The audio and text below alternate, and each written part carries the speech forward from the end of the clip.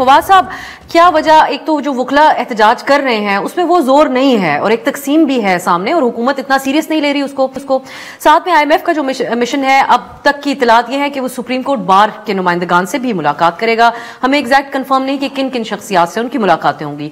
तो जिस किस्म की तकसीम एक वकला के अंदर है, आप समझते हैं कि उन तक एक डाइवर्स ओपिनियन पहुंचेगा पाकिस्तान में अदलिया के हालात के हवाले से, और क्या आप क्या एक्सपेक्ट करते हैं? वो तो डिपेंड करता है ना कि वो किसको मिलते हैं। इस वक्त जो डिवीजन है वो तो बिल्कुल है, और उसकी जो अगर आप तहरीक की नाकामी कहें तो वो तो जो प्राइमरी प्रॉब्लम है वो ये है कि जो हामिद खान साहब वगैरह हैं उनके पास लीडरशिप उनकी है नहीं है। उन्होंने जो वकला तहरीक चलाई थी, एतजाज साहब आप चूँकि उस तरह से है नहीं कि वो एक्टिवली उसको लीड कर सकें, और उसकी वजह से जो इस वक्त हुकूमत की सारी डिपेंडेंस है आज़म नज़ीर तारड़ साहब और एहसन बोन साहब को ज़ाहिर है बड़ा क्रेडिट जाता है कि उन्होंने वकला को बड़ा, और वो सारे डाइवर्स ग्रुप के जो वकला हैं वो उनके साथ हैं और उनका जो अपना इंटरेस्ट है उसको उसके ऊपर जो है वो उन्होंने किया हुआ है। लेकिन जो अगर आप मतलब देखती है ना, जबकि जो नौजवान वकला है, जब लाहौर बार का इलेक्शन होता है या जब भी जो बार एसोसिएशन हैं जहाँ पे यंगस्टर्स ज़्यादा हैं, उससे आपको पता चल जाता है कि सारे वकील किधर खड़े हैं। तो वकील जो हैं वो तो खड़े हैं, लेकिन इफेक्टिव तहरीक चलाने के लिए सिर्फ आपको मालूम है कि दिल के अंदर अच्छे ख्यालात होना काफी नहीं है, एक बड़ी मजबूत तंजीम चाहिए, लीडर चाहिए। आप बड़ी सख्त बात कर रहे हैं हुकूमत के खिलाफ या रियासती इकदामात के खिलाफ, तो इससे ज्यादा क्या तरीका हो एक वकील लीडर का? वकील खिलाफ है उनके, वकीलों में वो पॉपुलर नहीं है। और फिर हमने ये भी सुना, और ये हमें रियासत अली आजाद साहब ने भी बताया और शिकवे के तौर पे PTI के सामने रखा कि PTI के वकला ने कोई इस तरीके का साथ नहीं दिया। तो आप समझते हैं कि एक पुरअसर एहतजाज के लिए शामिल होना पड़ेगा इस एहतजाज? मैं ये जब इमरान खान साहब को बताया इस डेट के ऊपर वकला ने कि ILF नहीं शामिल हुई, तो बड़े नाराज थे इस बात के ऊपर, और उन्होंने बड़ी जो है वो सारे जो लोग हैं उनको काफ़ी झाड़ भी पिलाई कि क्यों ILF ने जो है वो इस एहतजाज में शिरकत नहीं की है। और अब उन्होंने कहा है कि हर मेक श्योर कि ये वकला जो PTI के वकला है वो भी एहतजाज में शरीक। लेकिन अब हर चीज का पैगाम अडियाला से खान साहब ने खुद ही देना है, यहाँ बैठी हुई जो क़यादत है। अब आप फवाद साहब इस हवाले से पहले बात कर चुके हैं कि मौसर तरीके से नहीं चीजों को चलाया जा रहा। अब जो तब्दीलियां हो रही हैं KP कैबिनेट में भी, गंडापुर साहब के हवाले से भी, तो आप समझते हैं कि अब पार्टी एक मुख्तलिफ तरीके से सामने PTI आ सकेगी? नहीं, कोई मुख्तलिफ तरीके से सामने नहीं आ सकेगी। उसकी वजह यह है कि जो काडर है PTI का वो तो तोड़ दिया गया ना। अब तो लोग हैं और इमरान खान है, दरमियान में काडर नहीं है, तो जितनी एफिकेसी हो सकती है इतनी होगी। इसीलिए मैं शुरू से आपके प्रोग्राम में भी मैं आया था और शुरू से मैं जोर दे रहा हूं कि बहुत ही इंपॉर्टेंट है कि अपोजिशन अलायंस जो है वो बने, और जब तक आप अपोजिशन जमातें इकट्ठी नहीं होती तो जो लीडरशिप क्वालिटी है वो उसकी वो एफिकेसी नहीं है। मैं आपसे अपोजिशन अलायंस पे भी बात करती हूँ जिससे हुकूमत बहुत खुश है अलबत्ता, और ये पहली बार हम देख रहे हैं कि एक हुकूमत अपोजिशन के इकट्ठे होने से खुश है। जुबैर साहब, IMF की जो हम बात करें, पहले भी PTI इमरान खान की तरफ से IMF को खत लिखा गया था, उसमें इलेक्शन के ये राइट आफ्टर द इलेक्शन था और ऑडिट की बात की गई थी और हवाला दिया गया था पाकिस्तान में जो इलेक्शन के हवाले से रिपोर्ट शाया हुई उनका। अब अपोजिशन लीडर उमर अयूब ने एक डॉजियर IMF के हवाले किया है, तो आप इस बात से इत्तेफाक करते हैं कि अपोजिशन को अपने मामलात IMF जैसे इदारों के सामने रखने चाहिए? अब सब मैं थोड़ा सा इसमें मेरा ओपिनियन बहुत एग्रेसिव हमेशा से रहा है, और मैं ये समझता हूँ कि हर फोरम पर रेस करना चाहिए, चाहे वो ह्यूमन राइट वायलेशंस के हवाले से है, चाहे इलेक्टोरल फ्रॉड जो हुआ उसके हवाले से है। पॉइंट ये है, लेट्स गो बैक टू 1958 और 1959 जब अयूब खान आए थे, और उस वक्त हम IMF या जो भी इदारे थे उस वक्त उनको रेस करते, और उसकी वजह से पाकिस्तान पर दबाव पड़ता कि जी जमहूरियत वापस आए और आइन की सरबुलंदी हो और सोवरेनिटी हो पार्लियामेंट की और ये सारी चीज़ें, तो पाकिस्तान के 25 करोड़ अवाम आज ज़्यादा अच्छे तरीके से रह रहे होते।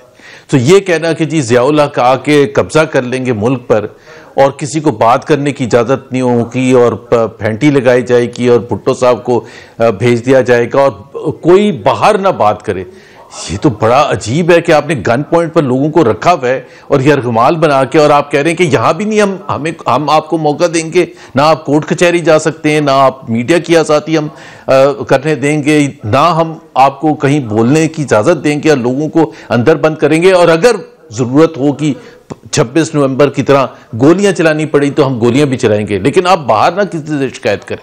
So what is the better option? फायदेमंद है जुबैर साहब, जुबैर साहब, सिर्फ एक एग्जाम्पल के तौर पे अमरीकी सदर के हवाले से भी पीटीआई बहुत पुरुमीद थी। उन्होंने भी वहां पर मुख्तलिफ किस्म के हरबे अपनी कैंपेन के दौरान आजमाए, जैसा कि मुसलमान वोटर का वोट हासिल करने के लिए उन्होंने कहा मैं जंग खत्म कराऊंगा, लेकिन अब वो कहते हैं कि गजा से फलस्तीनियों को मिस्र या जॉर्डन मुंतकिल कर दिया जाए, जो कि बहुत तनकीद की जद में है उनका स्टेटमेंट। तो क्या फायदा हुआ? लोग तो फायदा उठा लेते हैं इस किस्म की सपोर्ट की बेसिस के ऊपर, और यकीनन बहुत से लोगों ने वोट दिया होगा डोनाल्ड ट्रंप को इस बेसिस पे कि शायद वो इमरान खान या पीटीआई के लिए कोई मौसर बात करे। मैं ये नहीं कह रहा कि जी डोनाल्ड ट्रंप की तो एक अलग जाहिर डिस्कशन है कि जी उन्होंने क्या वादे किए थे और क्या नहीं किया था। मेरे हिसाब से वो तो he was very very aggressive और उनकी पोजीशन मोर और लेस क्लियर थी कि वो आके क्या करेंगे, और आके उन्होंने वो करना शुरू कर दिया। बट मैं सिर्फ ये कह रहा हूँ कि पाकिस्तान या तो जो भी पाकिस्तान की जो रूलर्स हैं या तो वो खुद फिक्स करने का फैसला करें पाकिस्तान को आगे लेके जाने के लिए, और उसमें बहुत सी चीज़ें उनको करनी पड़ेंगी, इलेक्शंस को दुरुस्त करने के हवाले से, फ्रीडम देने के हवाले से, पॉलिटिकल प्रिजनर्स जो अंदर बंद हैं उनको करने के लिए। अदरवाइज मैं फवाद साहब को भी क्योंकि शामिल करना चाह रही हूँ, लेकिन आप समझते हैं कि आलमी दुनिया के सामने अपने मसाइल रखने में कोई हर्ज नहीं है पीटीआई की तरफ से। सर, आपकी अगर इजाजत हो फवाद साहब, आपका क्लोजिंग कॉमेंट होगा ऑपोजिशन इत्तेहाद के हवाले से। राना सनाउल्लाह साहब का स्टेटमेंट आपने सुना, उन्होंने कहा मौलाना हमसे राजी हैं, हमसे राजी रहेंगे और हम उन्हें राजी रखेंगे। आपकी ऑपोजिशन की हाईलाइट है मौलाना साहब का शामिल होना इत्तेहाद में, तो आप कैसे देखते हैं जो हुकूमत इतनी मुतमईन, खुश और वेलकम कर रही है इस इत्तेहाद को? राना सनाउल्लाह को हुकूमत ना कहें। राना सनाउल्लाह डेमोक्रेट आदमी है, साद रफीक साहब हो गए, राना सनाउल्लाह हो गए, ये नून लीग में एक्सेप्शंस हैं। सर, तमाम जो उनके लोग हमारे प्रोग्राम्स में चंद दिन से शरीक हो रहे हैं, उन सबका यही स्टेटमेंट है। नहीं, बिल्कुल, और वो उनकी वो जो बात कह रहे हैं वो बिल्कुल दुरुस्त कह रहे हैं। वो ये कह रहे हैं, और मैंने सच्ची बात यह है कि जब पीटीआई का और गवर्नमेंट के डायलॉग शुरू हुए थे तो मैंने उस वक्त जो मेरे दोस्त हैं नून लीग में, मैं उन्होंने कहा कि आपने गलती की है, इन डायलॉग से नहीं कुछ निकलना, आपको चाहिए था कि महमूद अचकजई और मौलाना फजलुर रहमान साहब को बीच में डालते। क्योंकि देखे ना, पीटीआई की तलखियां मौलाना से और अचकजई साहब से कम है और पीपल्स पार्टी नून लीग से बहुत ज्यादा है। सो जब तक ये लोग बीच में शामिल नहीं होते आपके मुज़ाकरात आगे नहीं बढ़ सकते। सो ये बड़ी अच्छी बात है कि जब ये अलायंस होगा तो फिर ये जब बातचीत रिज्यूम होगी तो ये बिटवीन टू अलायंसेस होगी, गवर्नमेंट अलायंस और अपोजिशन अलायंस। लेकिन इसमें इख्तियार भी तो देना होता है। पिछली बार अचकजई साहब एक बीच में एक इत्तेहाद और लग रहा था कि अब वो लीड कर रहे होंगे, फिर खामोशी छा गई।